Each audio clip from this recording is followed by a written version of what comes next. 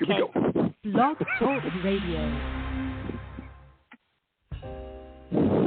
Live from Washington, D.C., it's Quintessential Listening, Poetry Online Radio. QLPOR, as it's widely known, features a bevy of poets, spoken word artists, and live poetry readings with best-selling authors. Your host is Dr. Michael Anthony Ingram. Good evening, everyone. Tonight, my very special guest is poet and author Bhikshuni Weisbrot. Her professional bio is prominently featured on the Blog Talk Radio information page, but I would like to highlight the following. She has worked at the United Nations for 25 years and is the president of the United Nations SRC Society of Writers. She's also the editor, along with Elizabeth Lara and Darrel, Alejandro Holnes, of Happiness, The Delight Tree, an anthology of contemporary international poetry honoring the International Day of Happiness, which is March 20th. This book brings together poets from 67 countries with poems in 35 languages, and her most recent work has appeared in On Human Flourishing, a poetry anthology by McFarland and Co. I'd like to welcome Bhikshuni to the program. Welcome. How are you tonight? Thank you. All so right. Good to be here. Good. I'm so glad you're here. Let's begin this poetic journey. Are you ready? I'm ready, yes. Okay.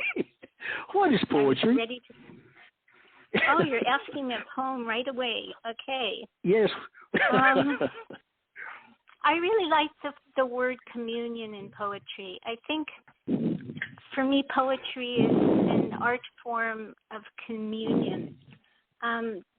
To write a poem, I bring to the table all my notes, my observations, my intentions of what I try to write, and then try to be in a state of silence. I think to listen to a greater silence, to which we give many names. I offer something of my sincerity and my devotion to the poem, and try to follow the heartbeat or the life of the poem and allow it to, to reveal itself to me, really, and to you, I hope. All right. I'd like to talk more about the communion piece. Tell me more about communion. That's it's a nice word, and it means different things to different people. Are you there? To me, communion, well, I engage in the practice of meditation, and it's an essential part of my life and also my poetic life. I think in writing, I'm always trying to work in two worlds, an inner world, a deeper silence, which connects hopefully to something very deep within myself, and an outer world, which is my observation and, my own thoughts. All right. Knowing what we know about poetry, and I like the word heartbeat. This is the heartbeat of a poem. Why is poetry important, Bhikshuni? Well, all art is important at all times. From whatever point of entry, I think the decision to create something rather than to destroy something is an important and a life-altering decision. In poetry, if we make room for the voices of all those who have decided to share something of themselves, that's universality, that's oneness. And also through poetry, I can find out things I'm in need of understanding, places and perspectives I can't get to. And everything can be important to someone at some time. Now, I like that. That is true. Everything can be important to someone at some time. That was an eloquent way of saying it. Very, very nice. Thank you. Please share a poem. I'm going to read a set of poems, and I'll pause, called Areas of Concern, which are exactly that, recent poems on various things which were occupying a lot of my thoughts. I'll start with one of the only poems I wrote specifically on the pandemic, and it's a very short poem. As of 7 July 2021, 4 million souls to the infinite fly, ash and bone and dust and sky.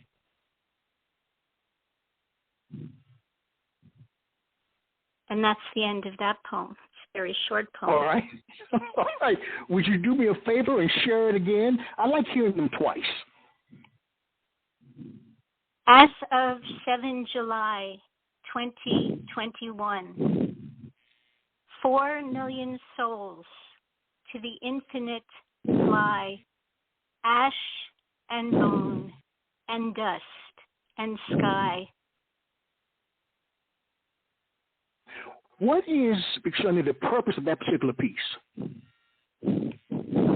I think it was in commemoration of the number of deaths that had happened at that time. And it was my writing response and my concern. So I just wrote understand. that very simple poem. Yes, very nice. You know, as you think about your body of work, what are some of the predominant themes? I think human life, nature, spiritual longing. I've written poems on family, stories, so many different things. I hope you'll get a stronger sense. This is a particular, specific kind of set, which dealt with all our sort of woes at this current time. But I've written rhyming poems. I've written poems just for the exploration of something I wanted to know. But I think those are the basic things. You know, in terms of spiritual longing, I've hosted a number of programs over the years on spirituality and poetry. Tell me about the longing piece. What are you thinking?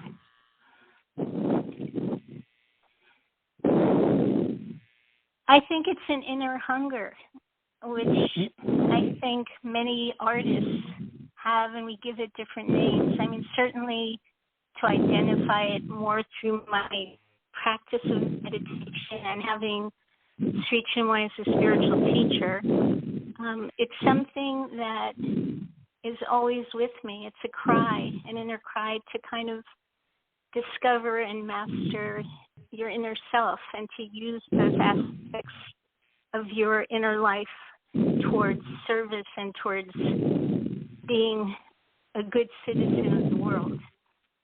Wow. You know, it's so difficult for many to find that, I'm going to call it inner peace or inner life. Poetry does provide an opportunity for you to think about that, to put it in words, to say it, to share it, but it can be so difficult. Absolutely. Absolutely. I mean, poetry is a place where, and also in the best of times, you are illumined in some way at the end of a poem, like in your poetic journey. The surprise is sometimes an illumination, and I think that is part of the inner relationship, that communion I was talking about. Oh, very nice. I like that. You know, when you write, how does a poem begin for you? With an idea, an image, or a form? I'm very visual. So often I see something that needs to be, in a poem. I also have ideas or hear fragments of conversation or something that has surfaced from my meditation, something I need to further explore. And sometimes it's just something that I feel need tension, like this season. or the raccoons in my backyard. All right. All right. All right. Please share a poem for me, please. This second poem, the title of this poem actually came to me before the actual poem, and I think it really helped me to decide how to describe homelessness in my neighborhood. This poem is called Night Motel. A body makes an impression in a bed of leaves. Along the garden wall, a love seat from a flattened bush. Nearby, the usual beer bottles plus food, utensils, and other debris, leftovers of men who eat out. Sometimes I talk out loud with disapproval as I gather their things. Those men who disappear at sunrise, and I do not know. But I cannot look away. On cold days, I have thought to leave that slab of cardboard just as it is, face down, slightly slanted by a recent wind. And so too the jacket, which hangs heavy on the branch of a young tree, even as the temperature rises. That's Night Motel. Wow. Wow. It was beautiful. Thank you. Let's go back in your poetic past. What was an early experience where you learned that poetic language had power? I think the very early experience was when we, as a family, read the Haggadah for the Passover Seder out loud. It's the story, of the Jews' liberation from Egypt. And it was the only time we as a family gathered together to read out loud. And there are different parts. And my sisters and I would be very crafty and try to get the good parts, like to be the wise son rather than the one who wits not to ask, And right. There was also, right? So, and my mother, there was poetry as well in the Haggadah, and my mother used to read, and maybe it was from Songs of Solomon, I'm not sure, but there was a line that went something like, "What ails thee, see that thou dost flee?" And she would read that with such, joy, and such love for the words. And I think that was probably the earliest recollection I have of how that poem could move her and the rest of us by listening. All right. So as we think about present day, how does your poetry differ now than when you started writing?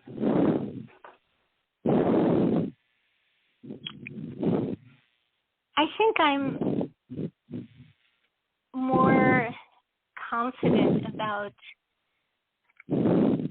having 2 feet in reality, and at the same time, as I said, like listening to that silence.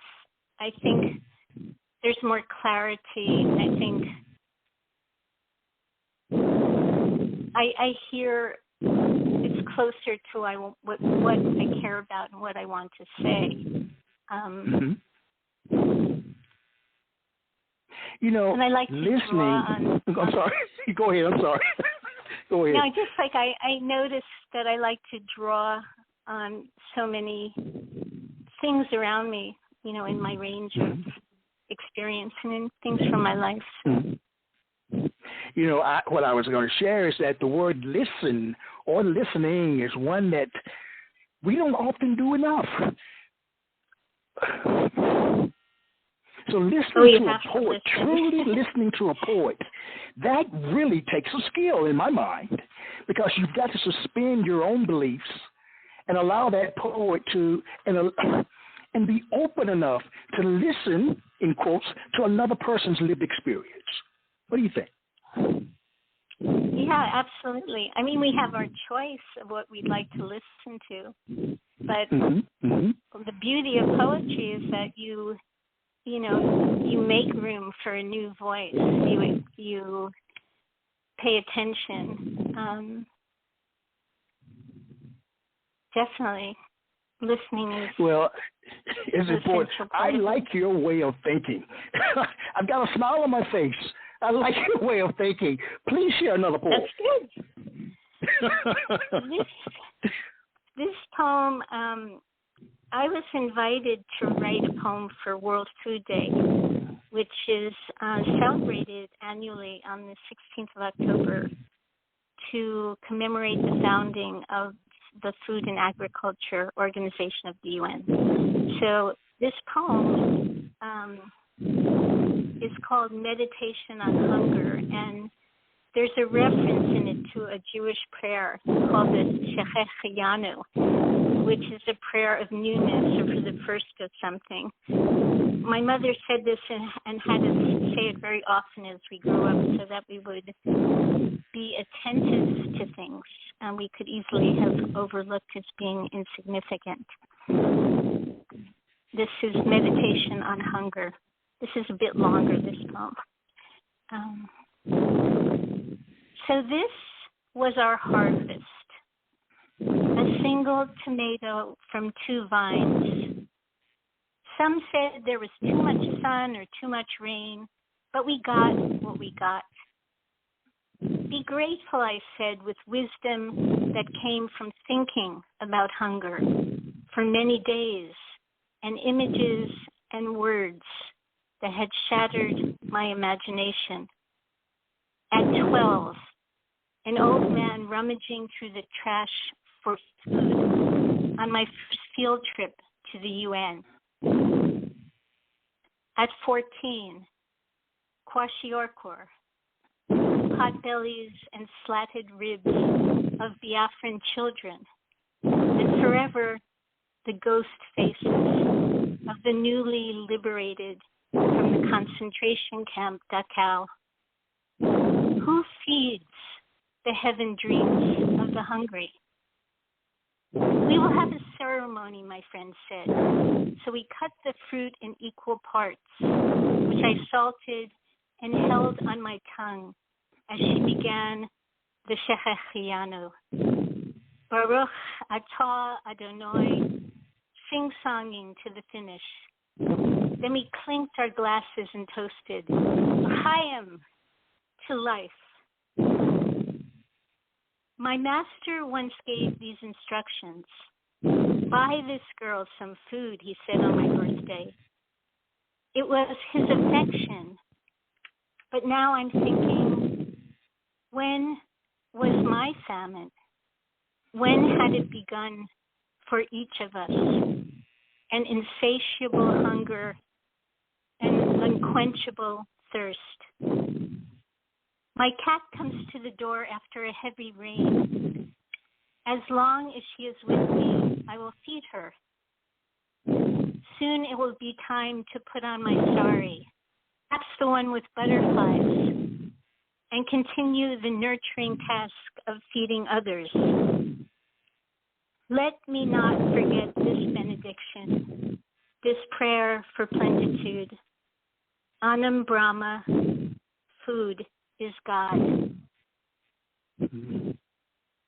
That's meditation. You worked with Dr. Hiram LaRue, I believe, right? On this project? I worked with. On which project? I'm sorry. On the food project? Yes. Yes. Yeah. I did, and when this poem was posted, I think after, yeah. Yes, sir. He's an incredible man. Incredible man. Now, when you think about writing, what are you attempting to communicate with your art?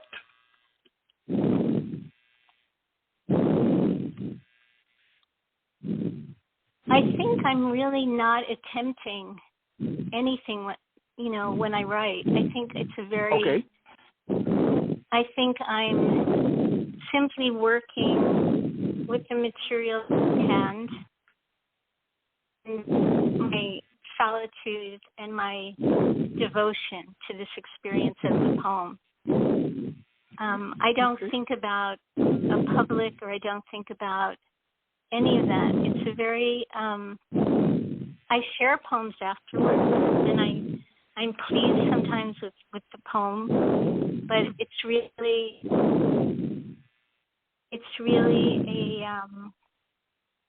more a meditative experience, I think, for me. Now, how important is it to Bhikshuni to express emotion, some form of emotion in your work? And I guess I ask that because there are some people, I'm wondering, this is my question, do you think someone can be called a poet if they don't feel strong emotions? That's my question.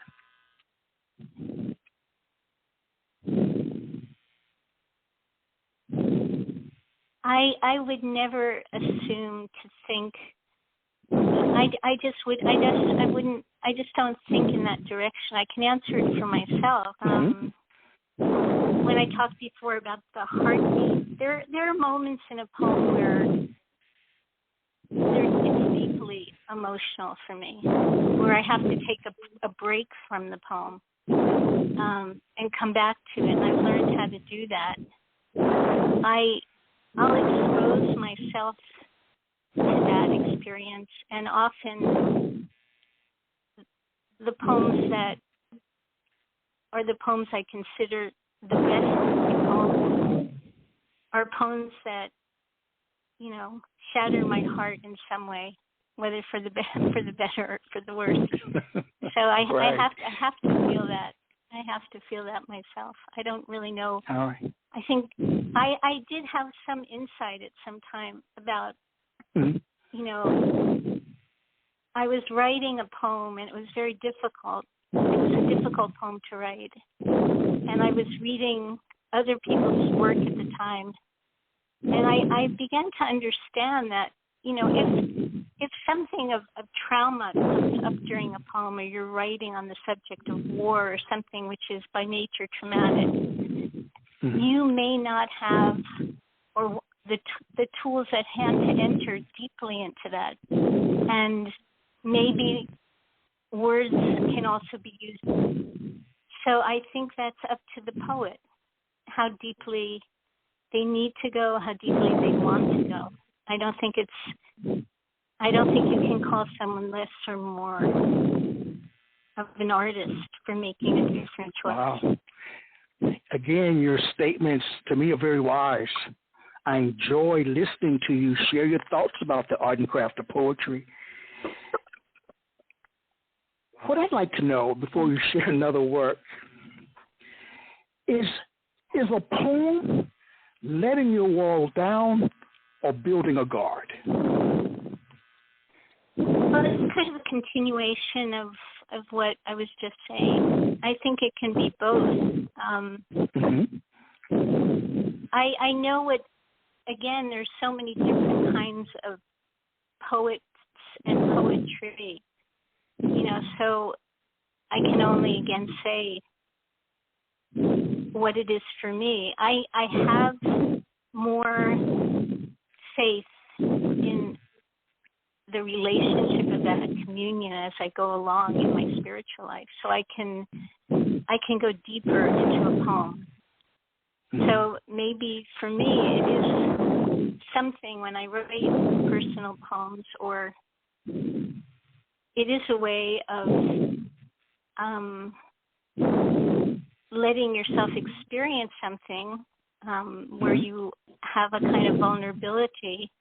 At the same time, you're trying to have control of the language so that there is a sense in writing of self-offering. You don't want to, that's where the choice of your words and what to include and what not to include come in. So that's part of the craft, I think, for me. Before we take a very brief break, so much is happening in our world. You shared a poem about hunger, and there's so many issues. You work for the United Nations, you talk about issues all the time. What do you view as being the role of a poet in modern day society?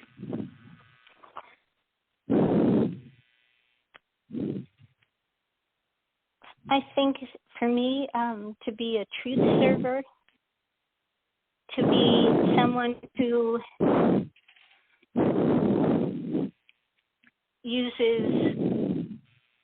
I try to use my meditation to be courageous to an extent for myself. I think in some way we're challenging what we perceive as ignorance. And also, I like to allow poetry to be sacred, if that is what it is, to me as a poet. It's a way, there's a poem that Sri Chinmoy wrote, a very short poem. It says, be truly spiritual, the world will be speechless. And in some way, I think when I write, I'm trying to learn how to be truly spiritual in the world. And poetry is one of the powerful vehicles, I think. Wow, very nice. Let's take a brief break, and we'll be right back.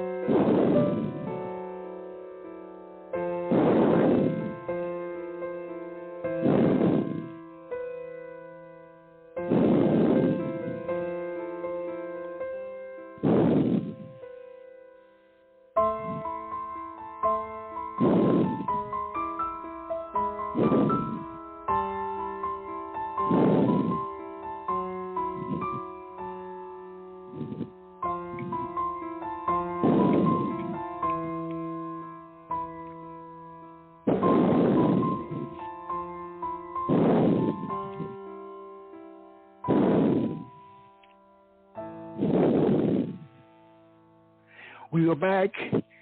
I am here with Bhikshuni Weisbrot. Please share a poem.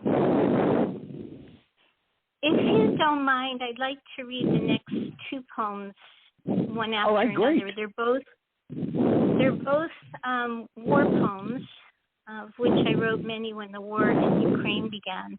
The first is based on a famous story told in my family about how my maternal grandparents met. Both my maternal and paternal grandparents came from the same place, Galicia, which is in western Ukraine. I read this first poem with a dedication I later added. It's called Yet Another War. And I dedicate this to my spiritual sister, Natalia Kashuk, who was killed near her flat by the train station in the city of Donetsk, Ukraine. Yet another war. I never knew them, but here is the story told in my family of how my maternal grandfather met his wife. Somewhere in Galicia, which we now know was Ukraine, in an imagined summer resort, a young woman alone in the night makes her way to the outhouse. Under the guiding full moon, her long blonde hair shines golden. This is all a young man with similar purpose sees of her from the distance. Golden hair, fragrant summer night, full moon. Certain it is love and resolute, he succeeds in the coming days to find and woo her. This morning I received good news. A friend from Kiev has made it to the train station, and in 6 hours will leave her country and her home. I imagine her as my grandmother, walking alone, free and unafraid in the night, to stand beneath the full moonlight long enough to fulfill a young man's wish for love. the second poem I'd like to read, which is also a poem of war, is called From This Side of Freedom. In earnest, I'm trying to experience what she has felt in this obscenity of war. Imagine fleeing into a shifting unimaginable, a freedom of sorts, like skydiving the moment you stand at the edge and with all your will say go, wishing to land with a soft tumble far afield and under. Here I romanticize a premium sky of lucid blue as I plan my future. For those who learn to live in the forest before me, maybe they left instructions, and one can make a meal of forage if need be. And I would pray hard and believe because, Lord, I am in need. In real life, I offer her a glass of water with lemon. I offer it with both hands and with care, hoping it will feel familiar. It will feel like a piece of home. And those are my two poems on war. You know, sometimes I don't always know what to say. I hear such powerful work like those two pieces. Extremely touching. Sorry? I said it's just extremely touching to hear your work, those poems. Sometimes I don't know what to say either. One of the things about poetry that I like is it can create an environment where empathy can breathe, live, exist. I don't know your story in totality, but as I think about the potential feelings that go along with that story, to me that builds the bridge between the two of us. And that's what I call empathy. That's a beautiful definition. Well, thank you very much. You know, as you think about being a writer, all great writers have great writing influences. Who are some of yours, and what makes them great in your eyes, Bhikshuni? I was thinking about this because there were many people, and I sort of scuttled my list down to three. This is in terms of my age. When I was 15, I think it was Joni Mitchell. Joni Mitchell, all right. Yeah. All right. No, she was the first time I understood about what being an artist was, and it was very personal, and like learning all the lyrics, the poetic lyrics to her poems. So she was really important to me. And then certainly when I became a student of Sri Chinmoy, there's so many things about his poetry, but besides the range and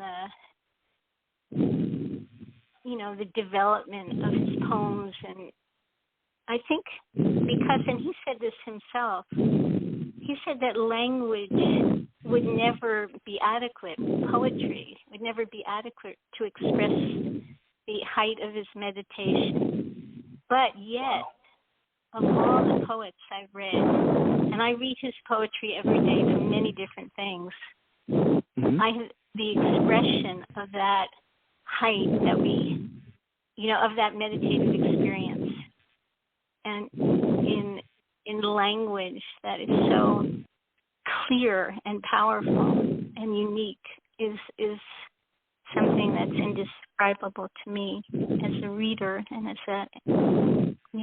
someone who uses his poetry for meditation. And and the other person, I was very fortunate through the Society of Writers to become friends with the great Nigerian writer Chinua Achebe, who was also a poet, by the way, and to have someone that I could ask questions of about writing. I had once asked him if he felt like all poets needed to write the story of their life, because I was kind of hesitating to write this series of poems, and he said he felt they did, and that sort of pushed me into this whole set of poems. So things like that, I think those three. All right, very nice. So if you had to choose one of those three, if you can, or someone else that would serve as a poetic mentor, who would it be? Someone else? Or one of those three, or someone else. No, serve as a mentor. Sri Chinmoy. Definitely Sri Chinmoy. Definitely Sri Chinmoy. Tell me more. I mean, he developed, he inspired, encouraged me to be a poet, to write. The first poem I ever wrote was a poem. We were on a trip, we had an annual trip, and it was my first trip to Vietnam. And I wrote a poem. I think that was the first poem I wrote as an adult. And I gave it to him, and at some point down the road, he said to me with great, affection, like a father, when did you become such a great poet? And I said, I kind of backed away. We called him Guru. And I said, you're the great poet, Guru. I'm not a great poet. But I knew at that moment, and from that point on, that was something I was meant to do and should be doing. And also, and from that point on, he encouraged me in so many ways, and also to be in his presence as someone who was always creating and always to be in that environment and be part of his creative work.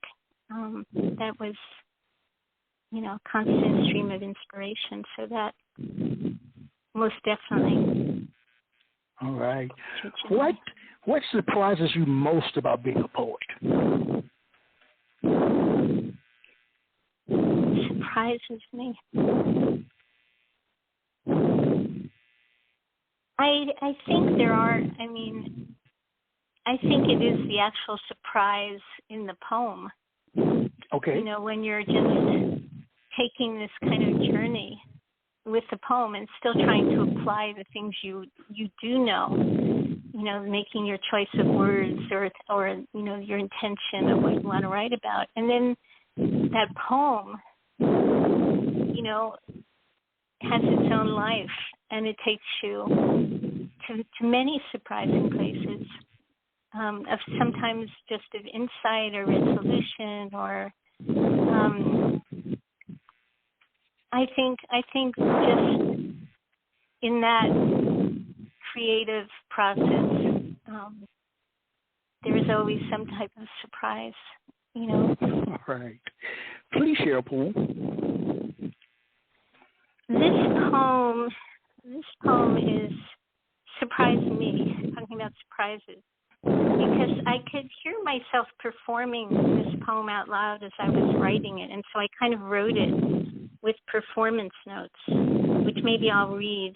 It's and I'll try. I've never read this poem out loud, so I'll try to some extent to follow my own directions. Okay, I like that. It's called A Personal History of Guns in 7 acts. Act 1, emphasize irony. Technically, we were a weaponless family, except for the souvenir knife my father brought from Saipan, unguarded atop the piano, nothing in the basement being off limits. It was rusty and old, and I played with it often, aware this was never mentioned or thought to be odd. Act 2, stress the word afraid.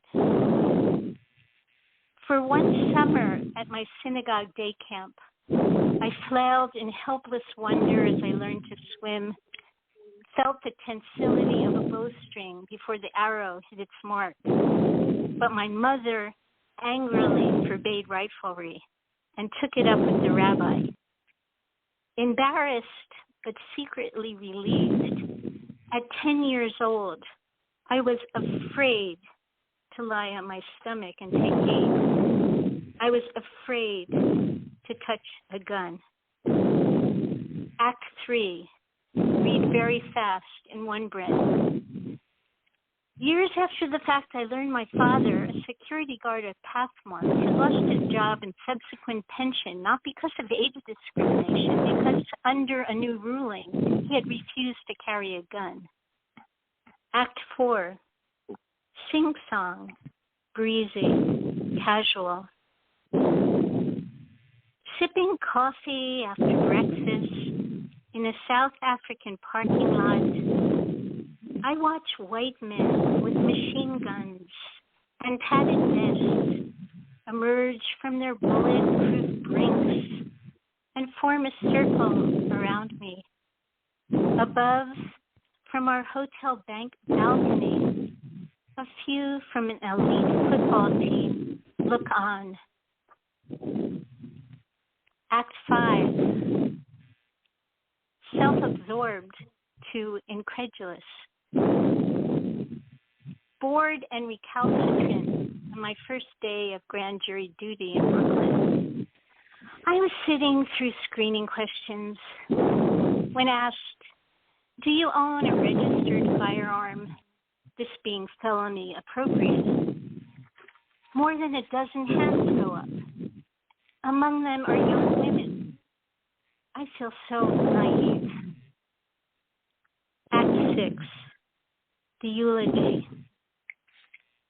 After the recent shootings in my neighborhood, bouquets of plastic flowers and candles rimmed the edge of Goosebon Park. They were young. It was drug-related, not from the area. This is what we heard, and we asked nothing more. Act 7, final, no notes. I tell myself it is best to end with a prayer. Otherwise, I may lose my courage or forget to be wise. I may forget to love the beauty of this world. And that's the end of that poem. Wow. You know, as I listened to that piece, your voice was qualitatively different. There was a different resonance, a different kind of conviction when you shared that piece, to me. So well, as I said, so then well, that's good. I mean, that's a step towards achieving what I wanted to do, I think, with that poem, which is I think it's really more a poem to be performed, and I would try to do that again on another reading.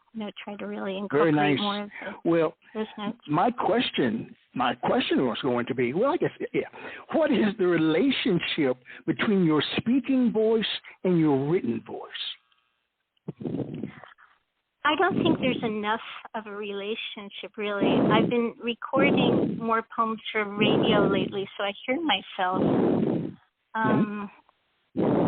Yes, and that's why I think this poem that I just read about guns was interesting, because I'd like to do more poems where I can work on my own directions and do more, bring more of the different quality of your voice and more of your performance skills into poems. So right now there's just a kind of emerging, let's say, relationship.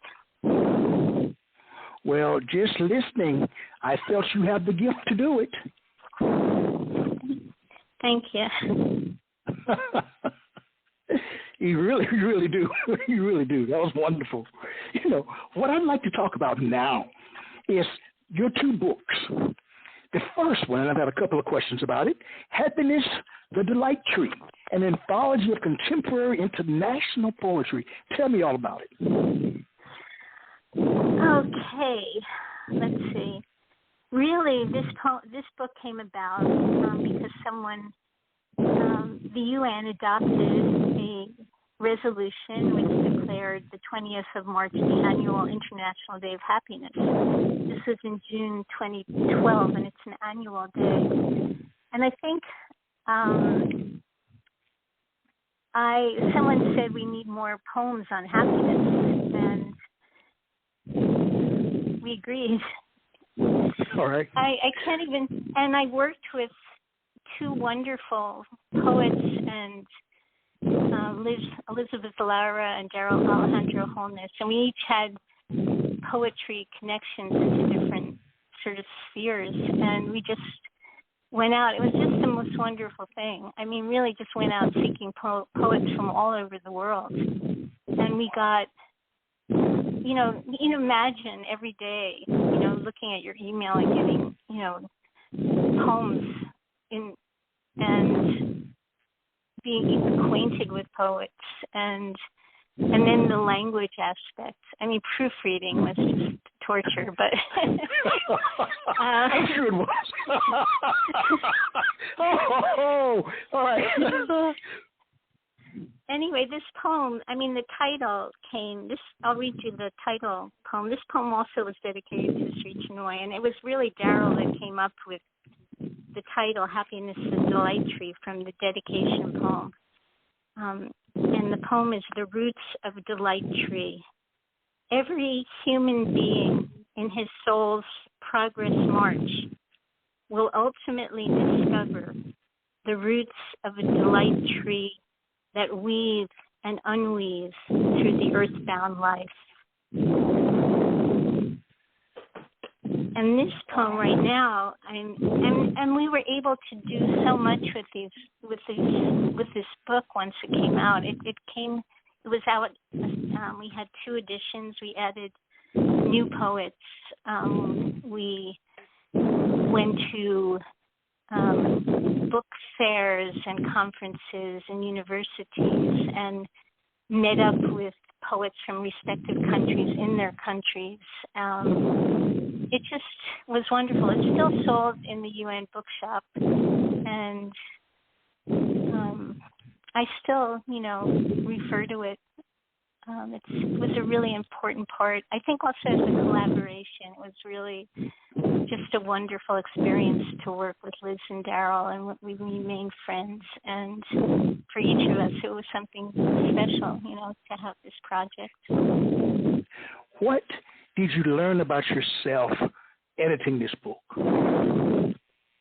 I had more fortitude for proofreading than I realized. Okay. It was, you know, it was a big vision, you know, and it was just kind of like, I think there was some great satisfaction in having this vision together and you know, painstakingly to an extent putting it together. And all, I don't know, I think I learned, you know, that I love the world, the poetic world. I think I was gifted with this appreciation of poems from new poets in new countries and, you know, languages that I'd never heard read aloud. Yeah. All right. You know, in your second book, you know, when I first heard the title, On Human Flourishing, there is a movie you made in orbit, I think it was 1934, with Betty Davis and Leslie Howard, called On Human Bondage. I don't know why I thought about that when I saw On Human Flourishing. Now I want to know about Human Flourishing. Tell me everything. The Poetry Anthology. Well, I know the film you're referring to, but this is quite to the contrary. Okay. We're flourishing. You're right. That is true. That point needs to be made. Get rid of the bondage. Okay.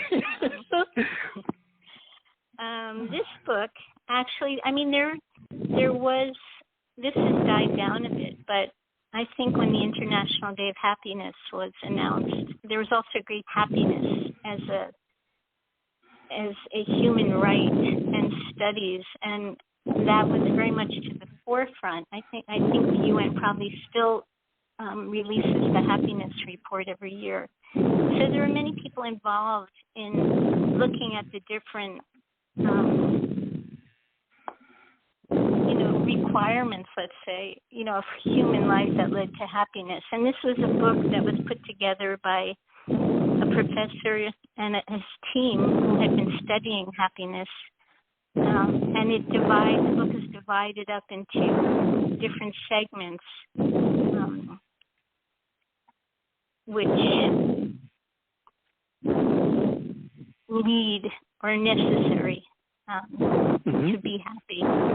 So there was wisdom, consciousness expansion, growth and engagement, relatedness to the environment, flora and fauna, language, inspiration, the imagination, romantic love and lust, and it goes on. And so I was in touch with Professor Moore, and he asked if I would submit some poems, which I did, and they appeared in this. And also Sri Chinmoy's poems appear in this. And then sometimes the wonderful thing of this book is you can end up on a page, with like Wendell Berry or E.E. Cummings or Whitman, which is probably the only time in my life that will happen. So that's kind of nice to look at. I'm thinking, it sounds like your interest, but it sounds like it's more than an interest in meditation. It's extremely important in your life. So based on that philosophy, how do we go about flourishing? How do we achieve that?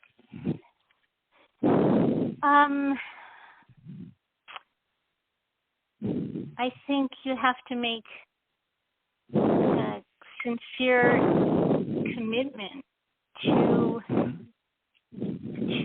your inner self. That comes initially from some type of inner cry we were talking about, or we call it aspiration. And certainly that encompasses through meditation.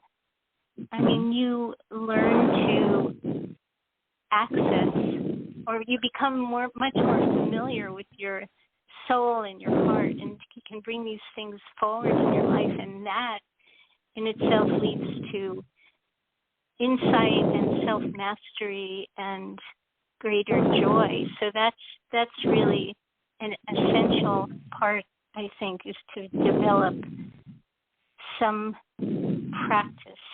You spend time in silence, and you spend time with getting to know your real self, which can be, and this will prepare you. It's like it prepares you to meet the real world, and to face whatever it is you need, because you obviously can't control what is going to happen out there, but you certainly can be prepared for it. And there's a great joy in that. There's a great joy in being able to meet the world and still offer the best, try to offer the best of yourself every day, and poetry too, because it's an art of paying attention. It really helps so much in just being aware, in your awareness, and keeping one from becoming careless, and refining some of those skills that I very much wanted to develop. Oh, very nice. Did that answer your very, question? Very nice. Yes. Beautifully stated.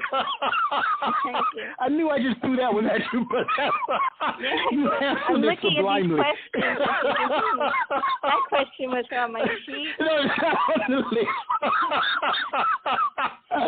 list. Do you have a poem, one of your poems from On Human Flourishing that you can share with us? I do have a poem called Meditation. Okay, great. I love it. Perfect timing. Perfect timing. Meditation.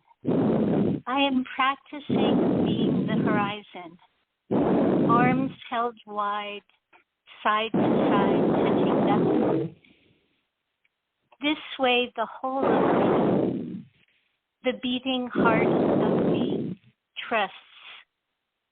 I am practicing being perfect and so still. Even a slip of paper or single leaf windswept by autumn makes a ruckus. From a distance, I assume I look crucified or exhilarated, but in fact, I am neither.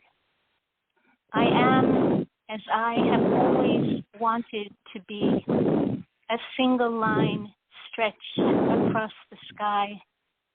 It has all come to this.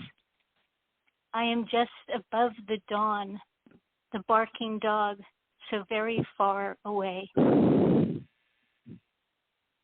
That's meditation. Wow. Beautiful. Wow. How would you, Bhikshuni, classify your ability to write poetry as a creative gift or a creative art? Well, you need some nomenclature for the world. I think in the world it's an art. I think, personally, I feel it's a gift. It's a gift, you know, that you receive, that you're, it's a gift that you cry for, in a sense. I hunger for it. And there's a great compassion that, you know, this is, I can receive something of this vast creation through some language. Do you live your life like it's a poem? Do I live my life as if? Yes. Oh, I wish like I had it's a poem. Well, you know. You see, I ask all kinds of questions. You do. You're really just very much asking all kinds of questions. You know, somebody should have told you. Somebody should have told you. I'm inspired to do that. I don't, you know, I'm sitting here and I'm laughing a bit because, you know, I said I read these poems of Sri Chinmoy's every day, and I'm reading this particular series now, which was the last series he wrote. He never finished it, but it was it's called 77,000 Servants' Trees, and they're very, very short poems, and people, you know, speak of them as haiku. They're really not haiku, but I think it's because of the brevity. And you just asked me this question, and I was remembering a recent poem I read of his, which talks about, you know, going out every day and living your life, you know, as a poem. And I, you know, when I read these things, I try to put them into practice, or I try to be aware, ask myself the question, am I doing this, or what does it mean?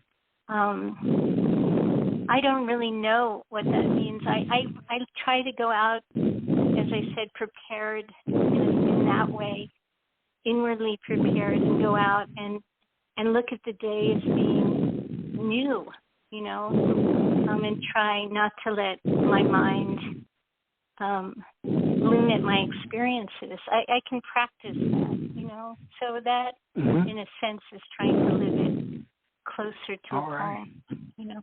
All right. You know, you had planned to share a number of poems tonight. How many do you have left that you had planned to share? Because we're going to do something a little different. Well, I have a poem I'm kind of fond of called Ears that I'd like to read. Well, can you share three? Can you share that one and two others? Sure. I can share the reason that I ask, one. The reason I say this, I like to do something called a poetic concert, where I ask the poet to share at least 3 poems. No questions from me, just your voice. So it's a poetic concert. All right. I'm looking here. May I do 2 poems of mine and 1 poem of Sri Chinmoy's? Would you mind if I did that? Yes. That'd be perfect. Okay, so I'll read a poem called Ears. And I'll read sort of an old poem that I came across recently, but I kind of admired the spirit of it, so I'll throw in an old poem. And then I'll end with, I think, my favorite poem of Sri Chinmoy's, which I think has, to me, like the most beautiful closing lines of any poem. I really still don't know what they mean. But so this poem is called Ears. I'm a very proud, great aunt to my first great nephew, and this poem has to do with my first visit to him. And it also coincided, about the same time I went to the Barnes Foundation, and I stood in front of these magnificent masterpieces. And I particularly fell in love with this one Russian painter named Sutin, who I refer to one of his paintings in the poem. It's a painting of a young boy, a pastry chef, who has very big ears. This is kind of my poem, I think, about the future, in a sense. Ears. As a child, I sat with my grandfather and examined him while he slept, especially his long, aging ears and little tufts of hair growing from their fleshy mounds, which, like the rest of him, I found wondrous. At 3 weeks old, Charlie's ears appear fully formed, unlike his eyes, which do not focus, and will likely change from cloudy blue tear ducts, which cannot yet weep liquid. My thoughts somewhat scientific, having recently watched a perfect giraffe fall from the womb of its mother, then up within minutes on spindle-stick legs, as amply prepared by nature to run as Charlie is to hear. Will he have famous ears like Barack Obama? Will his ears be well proportioned or oversized and beyond him, as they are in this reproduction of Sutin's Le Pâtissier, the pastry chef that sits before me? Sutin, who painted through 2 wars in thick, expressive slabs of color rumored to still hold moisture. Art these days is a prayer that is working. I say one now to the God of new spring grass and purple flower. God, struggle wind, hear my own ears. Let him grow up in a peaceful world. The next poem is a very old poem I wrote, and there's a little funny story. I was in New Zealand, and I was showing off my poems to a New Zealand poet, and most of them were very bad. And and this poem I read, and she said, after she was quite quiet because it was obvious that they were bad poems I was reading, she said, now that is a poem. So this is the poem that she said that was a poem. 2 suppositions about a tree. It could have been the storm, the rough, ragged cold, like the brawny arms of a man might have, with clumsy force, torn it limb from limb. Or the wind, all huff and bluster, could have shouted the living daylights from a tree too young for kindling. Then again, the scene of the crime was suspicious. Teens, presumably, by the junk food remains, had eaten well, and perhaps a diet of chips and artificial drink had fueled a rage, a high octane needing to take a life range, and within eyeshot, that tree was fodder. Small and vulnerable, goofy, with gawky, spindling arms too long for its torso. It stood its ground among garbage cans, on shale rock and scruffy grass, daring, and this could have been the key, daring to think itself worthy. And I'll end with this poem by Sri Chinmoy, which I said, I think this is a poem from a collection called My Flute, and it remains my favorite poem, I think because of the last stanza. Between nothingness and eternity, barren of events, rich in pretensions, my earthly life, obscurity, my real name, wholly unto myself I exist. I wrap no soul in my embrace, no mentor worthy of my caliber have I. I am all alone between failure and frustration. I am the red thread between nothingness and eternity. And that's the end of my 3 poems. Wow. All right. Thank you. Oh, fantastic. Fantastic. My last question to you tonight, and we'll end. Writers and poets write for a myriad of reasons. I know you want to go take a nap. Some write primarily to speak a message to the audience. Others write because to stay silent is not an option. Why, my friend, do you write? Can you repeat the poem? I mean, the yes, question yes. again. Yes. Mm-hmm. Writers and poets write for a myriad of reasons. Some write primarily to speak a message to the audience. Others write because to stay silent is not an option. Why do you write? I write, I think, to make sense of. I write to make sense of the world, and I write to understand myself and my place in the world. There are so many conversations that you can't have. There's not time, and there's so many things happening so quickly. And I know that I'm going to sit down and I'm going to have the chance to understand something. And that understanding, I think, is my way of being of service or loving the world and loving myself. And that's essential for life, for my life. Oh, wow. Where can listeners find your work? Where can listeners find my work?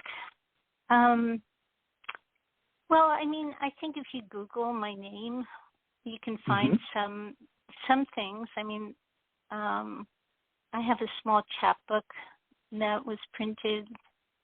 There are other poems. I think that's probably the best way. All right.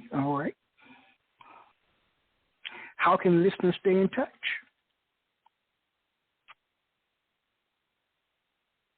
Do listeners want to stay in touch? You never know. You just never. This show is worldwide, so you never know. I mean, if people, I send out information to 250,000 people a week, so you never know who may want to stay in touch. Well, I mean, I can offer. I have an email if people want to write. I can give my email address. Or they can contact me. Is that better? To give to you? Yeah, I think maybe if they contact you, and then you can contact me. Fantastic. So what's next? Where do you go from here? There's a couple of projects that I started working on. I know I want to work on. One is a book of poems, many of the poems that I wrote over the last couple of years through the pandemic, and other poems from a manuscript that really needs to go somewhere. So one of the things is to put a book of poems together. And the other thing, which is I'm excited about, I only did this once. I did a complete poem play using Sri Chinmoy's poetry. It was a full production. You know, it was very collaborative. We had music, we had, stage sets, we had actors, we had costumes, we had lighting. A few times a year, many of his students gather for various celebrations, and it's a really wonderful opportunity also to showcase, prepare new work. And I got really inspired. I had heard this piece of music on the theme of liberation, and I thought, I want to do something on liberation and inner revolution. And I also, the last play we did, I only had done one. It was called Into the World, and it was really fun too to incorporate humor, to find, which I think is really important. I love comedy and a way of finding humor in Sri Chinmoy's poetry too, and putting it into a piece which is, I tend to be quite serious, so I look to comedy. I love comics. I think I admire them. I think they're brave and truthful, and I think we really need humor. So to say humor, my only savior. So I'm kind of looking forward to that. To having a play ready for next August. All right. Well, I'd like to thank you for being my guest tonight. I was thinking as you were sharing your work this evening that your soul, S-O-U-L, to me, comes through every poem. Well, that's such a lovely thing to say. I mean, that has real meaning for me. Well, so thank you I don't so say much. things that I don't mean. So I really mean that. I really do. And I'd like to invite you to come back sometime when you're ready in 2023 to continue reading your work, whether it's from your manuscript, your new book, from your play. I just want to hear your voice again. Oh, I'd be delighted. I really would. Yeah. And if you wanted to bring someone with you, 3 or 4 people to share their, whatever, we can talk about it. Okay. I mean, are you still? Would this be also a call-in? Yes, everything is call-in. You ever do? Everything's call-in. Okay. Yes. All everything right. is call-in. Yeah. Maybe we could do. Maybe the play would develop, and we could do some of the play. Actually, it would be kind of fun because then I could bring in other voices. Yeah. Yeah, that would be fantastic. Oh, that already makes me happy. Good. That already makes me happy. So I'm we'll happy stay in too. touch. You're happy. I'm happy. Great. Good. Well, I want to say good night to you. I wish you nothing but the best. And as I said, 2023, hopefully you'll be back. And I want to say to our listening audience, as I share with you every week, thank you, and let poetry ring throughout the world. Good night, everybody. Take care. Good night. Thank you, Michael. Good night. Yes. Quintessential Listening, Poetry Online Radio, is available on iTunes, Spotify, SoundCloud, and Stitcher. You can also check out the website at qlpor.com.